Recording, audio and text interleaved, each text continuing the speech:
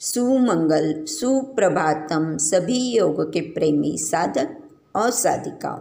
आज से हम YCP लेवल 3 के अभ्यासक्रम की शुरुआत करने जा रहे हैं, जिसके अंतर्गत हम सर्वप्रथम जानते हैं कि वैदिक समय से पहले और आज के समय तक योग का विकास और कैसे हुआ। उसके अंतर्गत हम सर्वप्रथम जानते हैं प्री वैदिक समय, जबकि वेदों की शुरुआत नहीं हुई थी। उस एज को हम ब्रॉन्ज एज के नाम से जानते हैं। ये समय है 6500 से लेके 4500 BCE का समय। इस समय मेघर की जो संस्कृति थी वो समाज को स्वस्थ रखने के लिए शमनिज्म का उपयोग करते थे और इसमें और योग में काफ़ी हद तक एकत्व मिलता है, समत्व मिलता है।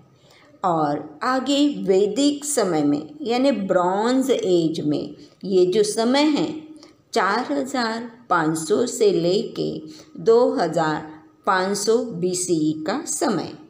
इसे हम देखते हैं उस समय की इंडस वैली में जो सरस्वती वैली थी, उसके अंदर जो कलाकृतियों के अवशेष मिलते हैं, उनके अंदर हमें योग की मुद्राएं मिलती हैं। और उसी समय जो हमारा सबसे पुराना वेद है ऋग्वेद, और बाकी जो 3 वेद है अथर्ववेद, सामवेद और यजुर्वेद, इनमें योग की हमें विस्तृत जानकारी मिलती है। अब पोस्ट वैदिक समय यानी वेदों के बाद का समय, जिसे कि उपनिषदिक एज भी कहा जाता है, ये समय आता है 1500 से लेके 1000 BCE तक का समय। उपनिषदों में, जिसे हम वेदांत भी कहते हैं, ब्रह्म ज्ञान की पूरी जानकारी प्राप्त होती है। और इन उपनिषदों का सार जो भगवद गीता में दिया गया है, वो भी एक योग की ही जानकारी, भक्ति योग, कर्म योग, ज्ञान योग की जानकारी पूरी तरीके से हमें भगवान श्री कृष्ण के माध्यम से हमें प्राप्त हुई है, अर्जुन के बहाने। अब ये समय के बाद हमारा आता है प्री क्लासिकल योग यानी इपिक एज, जिसे हम देखते हैं जिस समय की महाकाव्य हमारे महाभारत, पुराण, महाभारत और रामायण आदि हुए थे। ये समय है 1000 BCE से लेके 100 BCE तक का समय। और क्लासिकल एज, जिसके अंतर्गत आते हैं कि महर्षि पतंजलि ने जो शास्त्रोक्त पद्धति से योग दर्शन में योग का ज्ञान दिया हुआ है, ये समय है हमारा 100 BCE से लेके 500 BCE तक का समय। अब उसके बाद आता है पोस्ट क्लासिकल एज। इसके अंतर्गत हम देखते हैं 10th सेंचुरी से लेके 17th सेंचुरी तक का समय। इस समय जो विकास हुआ है हमारा तंत्रों का, तंत्र और पौराणिक, जिनके माध्यम से हमारे पास आगे पहुंचा है हठ योग। सर्वप्रथम शिव भगवान ने पार्वती जी को दिया था।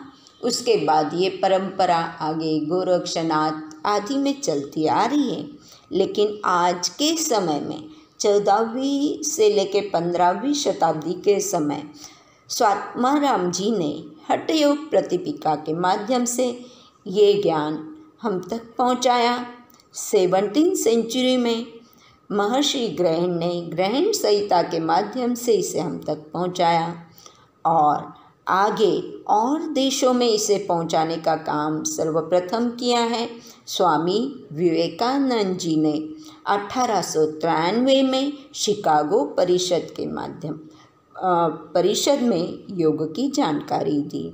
फिर 1924 में टी कृष्णमूर्ति में मैसूर में योग का स्कूल स्थापित किया और 1936 में शिवानंद जी ने डिवाइन लाइफ सोसाइटी के माध्यम से हमें पूरा योग का ज्ञान पहुंचाया। और आगे देखते हैं, इस बॉलीवुड में भी इंदिरा देवी ने 1947 में योग को जानकारी दी और आजकल के समय में 1960 में महेश योगी जी ने ट्रांसेंडेंटल मेडिटेशन के माध्यम से योग पहुंचाया और भारतीय योग संस्थान इन्होंने 1967 में लोगों तक योग पहुंचाने का कार्य किया है और इसे आगे और बढ़ावा दिया है हमारे आर्ट ऑफ लिविंग के मास्टर श्री श्री रविशंकर जी। और बिल्कुल हर एक जन तक योग को पहुंचाने का कार्य करने वाले स्वामी रामदेव जी, इनको कौन नहीं जानते।